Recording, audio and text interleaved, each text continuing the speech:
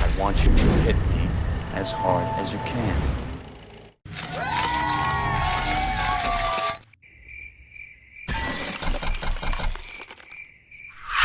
President Donald J. Trump calls him brilliant and a genius.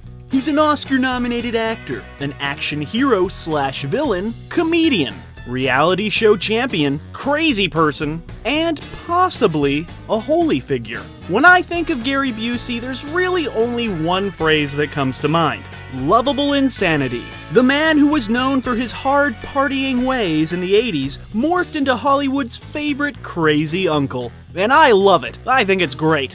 Gary Busey, you're one of a kind. You're amazing. You got moxie, kid. And going through Gary Busey's career is kind of like going on a cross-country road trip. Most of it you just drive right by, barely even noticing. But every so often you stop to take in something truly breathtaking. Busey is one of those few actors that have both 100% and 0% on those tomatoes that are rotten.com. And that's saying something. He represents the best and the worst of cinema. But no matter what film he's in, Busey commands your attention, stealing every single scene that he has ever been in, with those loco eyes and those monstrous chompers. My God, look at those things. So I mean this in every sense, level, and meaning of the phrase. What the f*** happened to Gary Busey?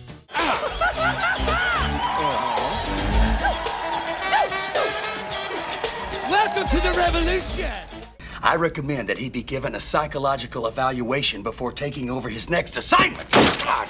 But to truly understand what the f*** happened to Gary Busey, we must start at the beginning. He was born on his birthday in Goose Creek, Texas, 1944, Anno Domini. He played a little college football, then got injured and studied theater. But before he became a world-famous thespian, Busey was actually a very successful drummer, working with musicians like Willie Nelson, Carp, and several Leon Russell tracks where he played under the pseudonyms Teddy Jack Eddy and Sprunk. But he hadn't given up on acting. During this time, Busey would appear on the TV show called The Uncanny Film Festival and Camp Meeting, and he had the honor of being the final person to ever be killed on the legendary series Gunsmoke. Gary Busey would cut his teeth on camera with bit roles in films such as Angels Hard as They Come, 1971, The Magnificent Seven Ride, 1972, Dirty Little Billy, 1972, Lolly Madonna XXX, 1973, The Last American Hero, 1973, The Shrieking, also 1973, and a cool little film called Thunderbolt and Lightfoot, 1974, and we can't forget Gumball Rally, 1976. I've already forgot about Gumball Rally. And on the small screen, Gary Busey's football background landed him the starring role in the TV movie Bloodsport in 1973. That following year, he would appear alongside Martin Sheen in the Emmy Award-winning movie The Execution of Private Slavic, as well as appearing on the short-lived TV show The Texas Wheelers, where he played one of those Texas wheelers, those wheelin' wheelers with their wheels in Texas. Then Gary Busey's star was born. In the movie, A Star is Born. Not the one with Lady Gaga or Judy Garland, or that other one. He was in the Streisand 1976 version, and this classic remake love story was Gary Busey's breakout performance. Barbra Streisand was sitting there watching TV one day, and then she saw Gary Busey and she thought, hey, that man should play my road manager in the movie A Star is Born. And then that happened, because that's how movies are made. And this was a role that Gary Busey could really sink his teeth into. Oh, this is your move. This one's on you, Slick. Then there was a supporting turn in the Dustin Hoffman movie Straight Time, and he was in the John Milius surfing film Big Wednesday. But Busey would earn an Academy Award nomination for tackling the true life story of rock legend Buddy Holly, in the aptly titled The Buddy Holly Story. It's a story about Buddy Holly. And guess who plays Buddy Holly? Gary Busey! The film actually has a very rare 100 percentile on those tomatoes that are rotten.com. Not that you should trust those tomatoes that are rotten.com, but I'm just saying. And critics were saying that Busey's performance was the reason why the film works so well. He's perfect. And Gary Busey required absolutely no overdubbing as he played and sang all of the songs live. Now that's talent. This young Gary Busey, he's going places, I say. And this has gone down as not only one of the greatest biopic performances of all time, but one of the greatest performances of all time, paving the way for movies like Walk the Line, Bohemian Rhapsody, Rocketman, and I'm sure there's others. This was absolute perfect casting. Only Buddy Holly could play Buddy Holly better. And you know what? The ghost of Buddy Holly was probably possessing Gary Busey, which that's the only logical explanation of why this performance is so perfect. Love like yours will surely come my way. What was that noise? Yeah, it's a strange sound. Is it your bass drum I hardware? thought it was, but it's not. What did it sound like? I didn't hear it. It was A kind of a squeak. squeak or something. Let's go again.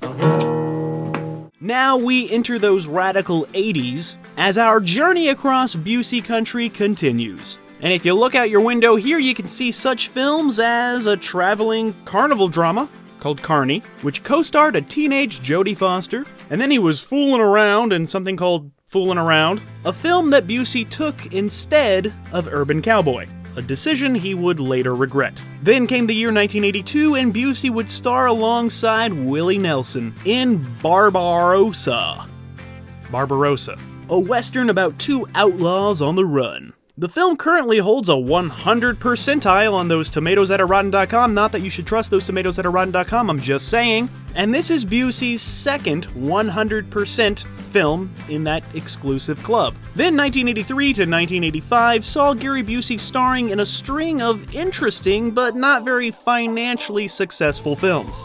Films like DC Cab, a wild and crazy early film by Joel Schumacher, then there was something called Didn't Ya Hear, and the movie The Bear. This is the football coach biopic, where Gary actually wrestles a real-life bear. They covered him in turkey fat and let the bear and his tongue have his way with poor old Gary. And that's where Gary discovered that he was allergic to bear saliva. So ever since then, Gary Busey has tried his best to avoid bear saliva. To recreate this incident, Gary Busey actually entered a ring with a trained bear, which not only looks dangerous, it was. When I'm looking real calm, that's a sign of hysteria right underneath the skin. Golly, that was 800-pound black bear, and they're strong. I mean, it's just like, But yeah, Gary Busey wrestled a real bear for a movie. Like, that's dedication. I mean, has Daniel Day-Lewis done that? There was also a film called Insignificance, where he played the ball player, aka Joe DiMaggio. It's a film about Marilyn Monroe and Albert Einstein, I think. And the film was nominated for the Palme d'Or at the Cannes Film Festival, but it had no box office presence. Then, in late 1985, Busey would star as Uncle Red in the Stephen King-penned werewolf movie, Silver Bullet. Stephen King would say that even though the first take was always the scripted dialogue, Gary Busey would always do additional takes where he would improvise, ad-lib, and those takes were actually the ones that ended up in the film. So does that mean that Gary Busey's improvisation is better than Stephen King written dialogue? I don't know. Yeah. The film received mixed reviews, with the bulk of the positive notes coming from Busey's lively performance. Silver Bullet would only make just over $12 million theatrically, but would go on to achieve cult status. And that's always a good status to have, with many calling this one of the best Stephen King adaptations ever. Do you agree, or do you disagree? Hey, look, there's a comment section where you can do that stuff, so comment your comment in the comments.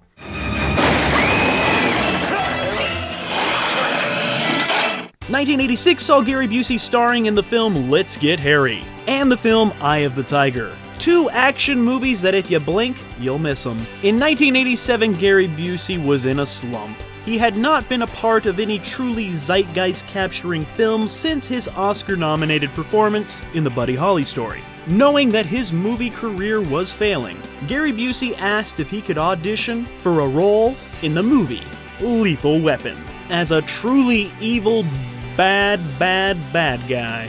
He had not auditioned for a role in several years and was actually nervous, saying that there were butterflies in his stomach.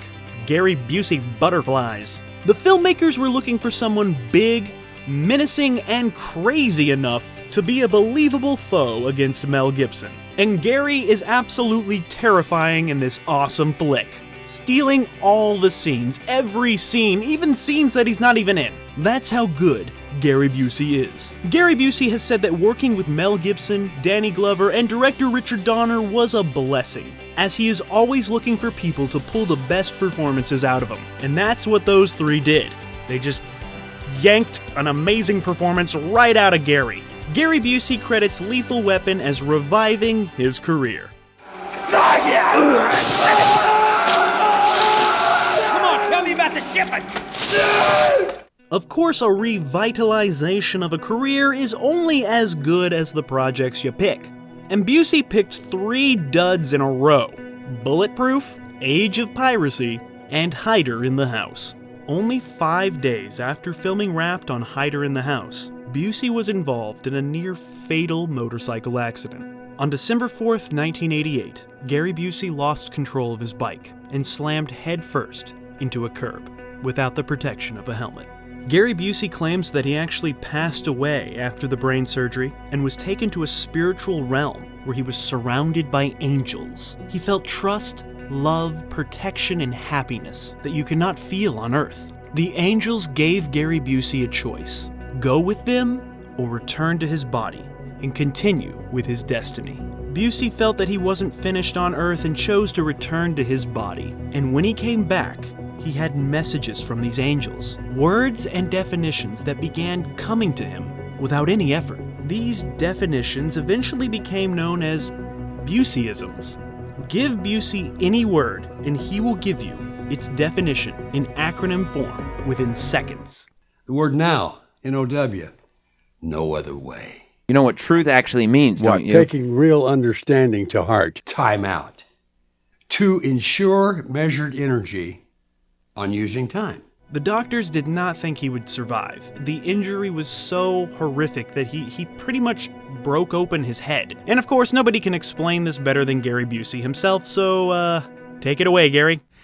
I was in the hospital for 2 months, and they opened me up from here to here and split my skull and scraped the temporal side of my brain, drilled 2 holes here, and I had blood shooting out this far. Jesus, it's a shame you didn't bring any photos, Gary.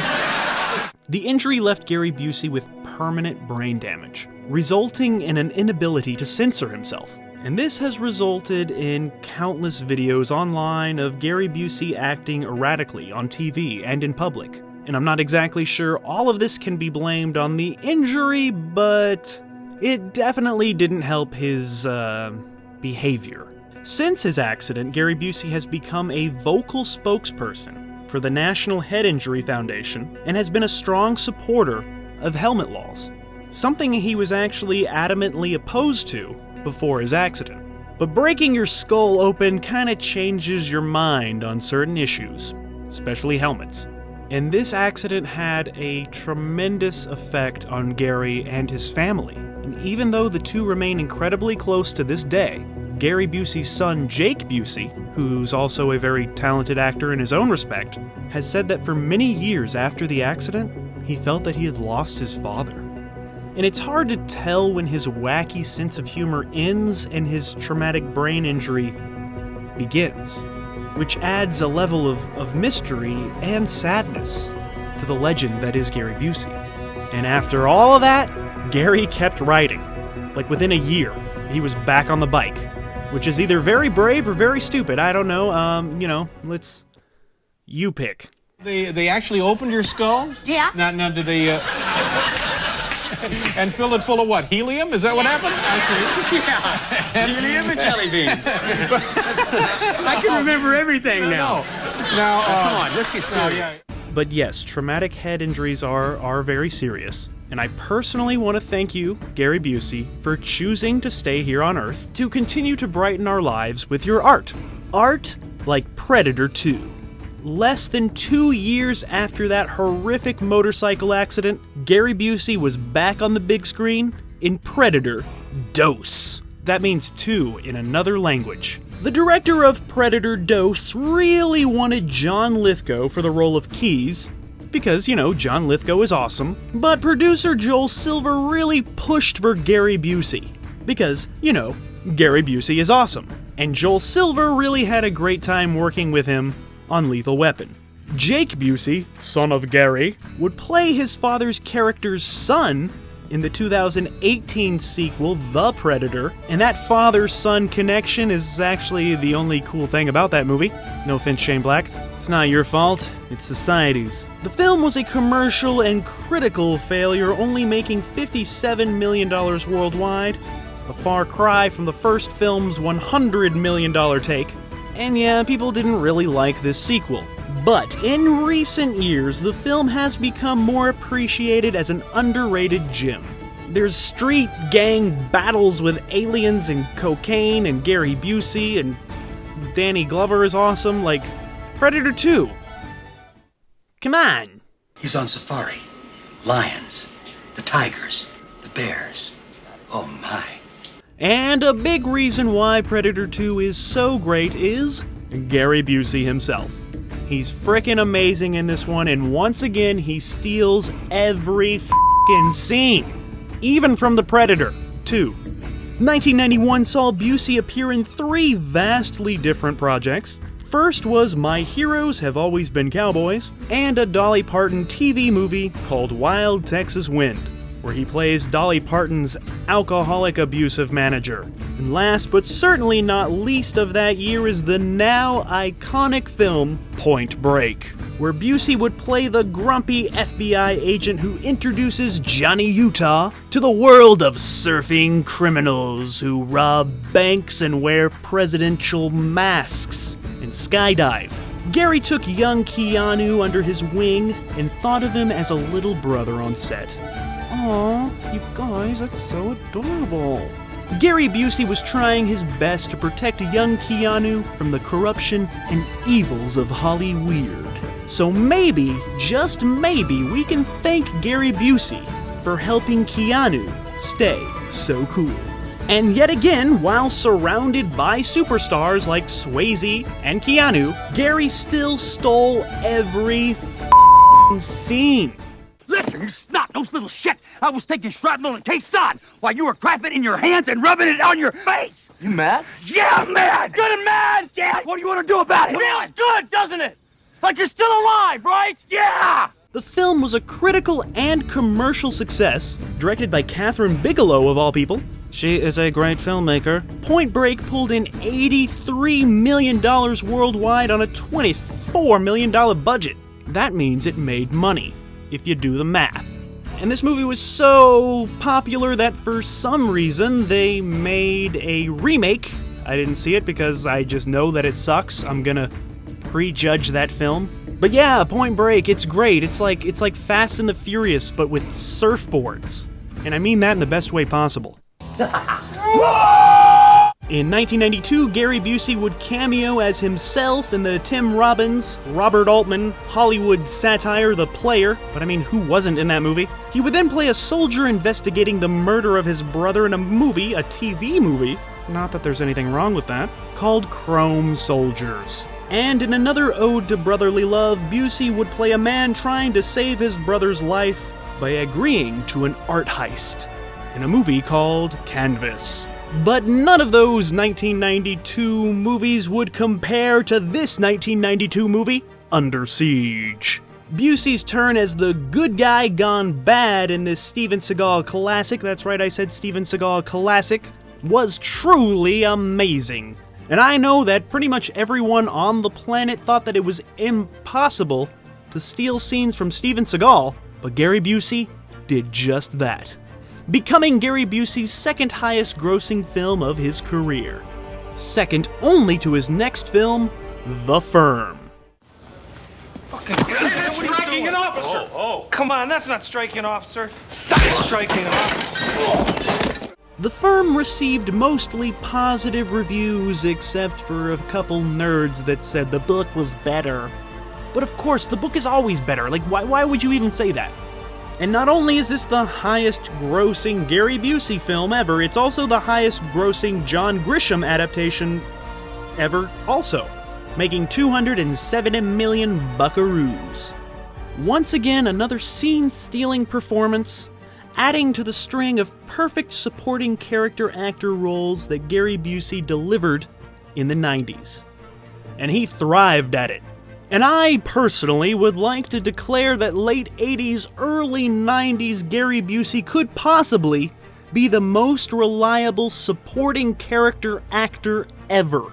And I mean that. His name was Julio Iglesias.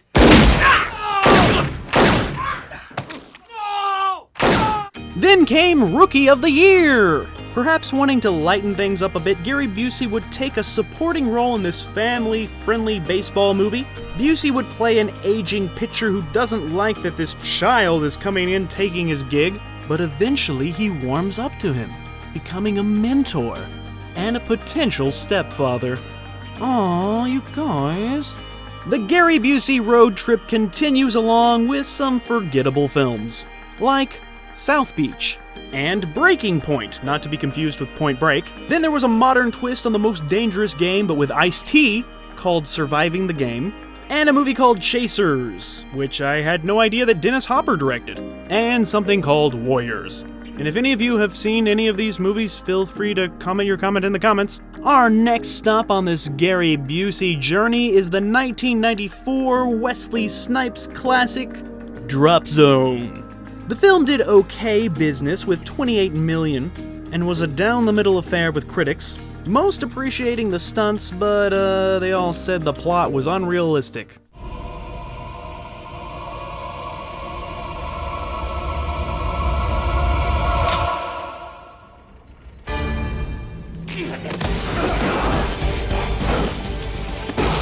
Like many Hollywood party people, Gary Busey became addicted to drugs. He really liked putting that stuff up his nose, and soon his life was out of control. Even snorting coke off of his dog after his pet rolled around in the substance. I wonder what the pet judge would think of that.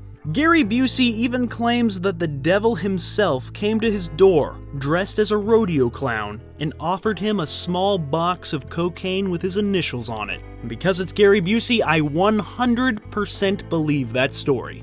Gary Busey was arrested with a felony after overdosing and cheating death once again in 1995. Nothing can kill this man, and ever since then he has been clean. Way to go, Gary, keep it up. Congratulations on not putting cocaine up your nose anymore. You go snort the dog. And that's what I did. And now, on our journey, we have reached the point in Gary Busey's career where it becomes more about quantity than quality. Since 1995, Gary Busey has appeared in over 80 movies, with only a handful of those being theatrically released. Those movies are A Man with a Gun, Livers Ain't Cheap, Carried Away, The Chain, Sticks and Stones, Lethal Tender, Plato's Run, Steel Sharks, The Rage, Suspicious Minds, Diary of a Serial Killer, Detour, Universal Soldier 2, Brothers in Arms, The Girl Next Door, 2 Shades of Blue, Jacob Tutu Meets the Hooded Fang, No Tomorrow, Tribulation, Hot Boys, with a Z.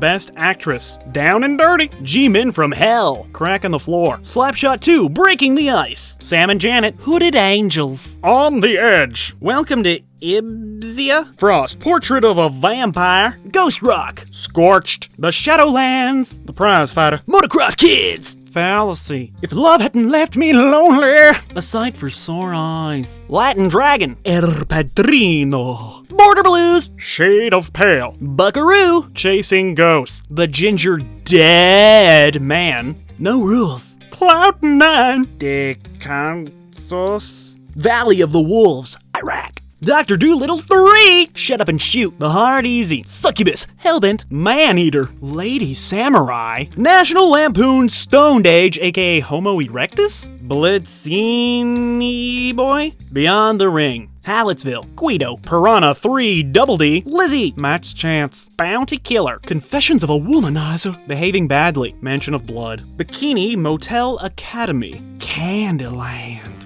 with an I, Mama Boy, Camp Mina, Butcher's Bake Off, Hale's Kitchen, and Quigley, a Christian film where Gary turns into a Pomeranian. Yes, it's a real movie. They won't let me in heaven. It's too late. It's never too late to change, Archie. They want you to go back as a dog. But of course they weren't all that bad. Gary Busey would pop up in the 1996 Chris Farley comedy classic, Black Sheep, or was Tommy Boy the classic? Gary Busey played an off-the-radar nut who scares the pee out of David Spade. Hashtag hilarious. Wait, they didn't have hashtags in 1996, so I guess it was just hilarious. And in 1998, Gary Busey would appear in Fear and Loathing in Las Vegas, giving what I consider to be one of his finest performances. And just a little goes a long way. That's how good this performance is, as a California highway officer who gets a little lonely.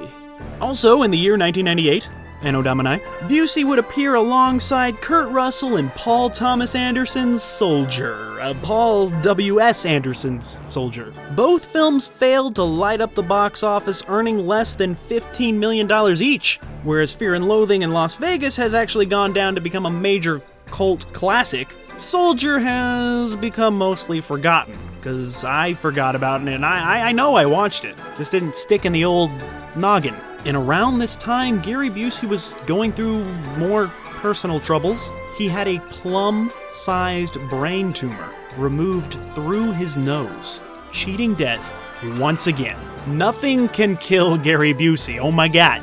And I thank God again for allowing Gary Busey to cheat death once again, because Gary Busey got to be in 2 Sharknado movies. Open the door. No! I'm not gonna open the door for you. You stay in here. Pay attention to your dad. Come on. That's right, Busey would turn up in not 1 but 2 Sharknado films, playing Tara Reid's father, because of course Gary Busey would play Tara Reid's father. It's perfect. He was in the 4th and the 6th films in that beloved popular franchise that changed cinema forever. Actually, in all seriousness, I'm a pretty big Sharknado fan. I'm one of those people that gets it. You see, it's a tornado and it's full of sharks. It's an allegory for the human condition and how life is like a tornado full of sharks. You never know what you're gonna get. Actually, you do know what you're gonna get. It's a tornado full of sharks. But yes, that Sharknado cinematic universe is a perfect place for good old Gary. Go get him. Yeah. But good old Gary is not just a master of sports, music, and movies. No, Gary has also conquered the world of the video game. Gary Busey has lent his iconic growl to the video game world as weapons expert Phil Cassidy in Grand Theft Auto, Vice City, and Vice City Stories. Bang! Go to hell. And yes, you can argue that Gary Busey's best performance was in the Buddy Holly story. And yes, that is pretty much true. But I would argue that Gary Busey's best performance is in the Gary Busey story, as Gary Busey. Yes, Gary Busey is great at playing Gary Busey. His meta cameos are a f***ing work of art. Beyond art. Whatever is more artistic than art, that is what Gary Busey is doing. Because Busey has become more famous for who he is off-screen than who he plays on it, many shows have cast Busey simply to be Busey. They want him to go Lucy Busey. And it seems like he has a great sense of humor about his public image, and I love it. That's f***ing wonderful. Laughter's the best medicine.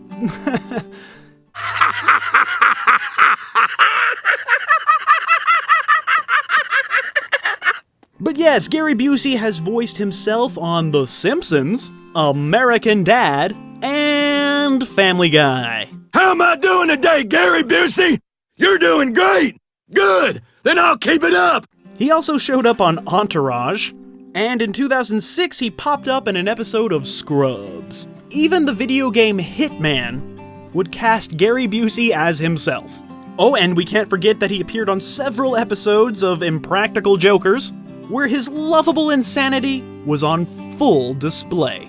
This right here is why God created Gary Busey and allowed him to stay alive for so long. Is that Gary Busey? Oh my God! Gary Busey! Oh my Lord, that is so... Gary's a man who seems to defy reality and television, which is why he is perfect for the world of reality television. Busey even had his own reality show in the summer of 2003 called I'm with Busey. That only aired for 13 episodes on Comedy Central, It followed around the world's biggest Busey fan as he followed around Gary. But perhaps Busey's biggest exposure to mainstream audiences came in 2011, when he was a contestant on Celebrity Apprentice, where he let his freak flag fly as professionally as possible. I can see fart gas. A lot of people can't, but I can. Whoa! There went another one. Yay! Hacha. The final form, art is on the turkey. Yay! Yay! Yay! Yeah!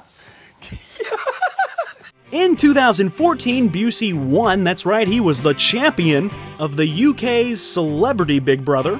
Congrats, Gary! Please welcome your winner, Gary!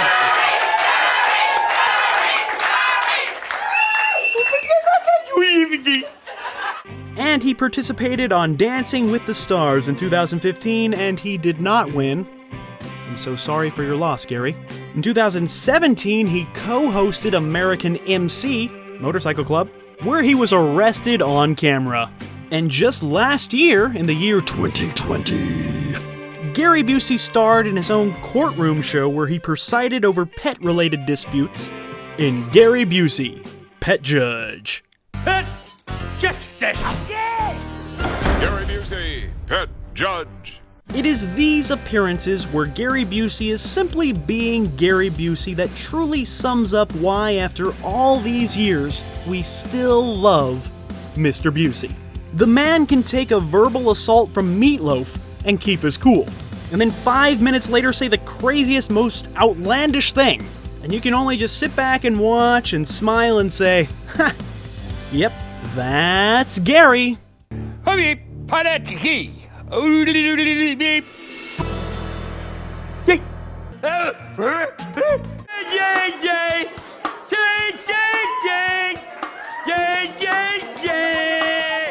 There is no doubt that his motorcycle accident had a profound traumatic effect on his life. His brain literally had to be rewired.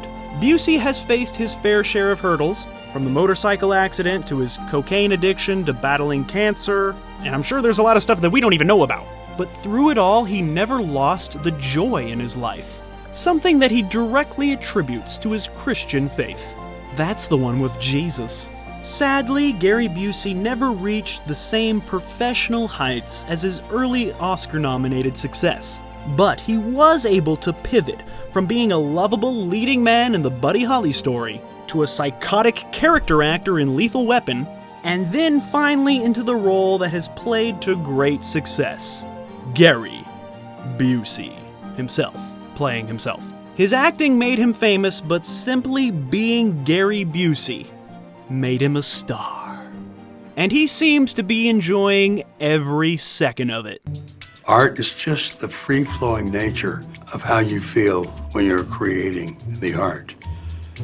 Life is art. Art is life. And I think that every single one of us can benefit from, every now and then, letting out our inner Busey. Do it with me. There. See? I feel much better. Thank you, Gary Busey. And now I will leave you with some classic Buseyisms. And these things will seriously change your life. There's nothing wrong with me, because the word wrong, W-R-O-N-G, stands for working righteously on nothing good.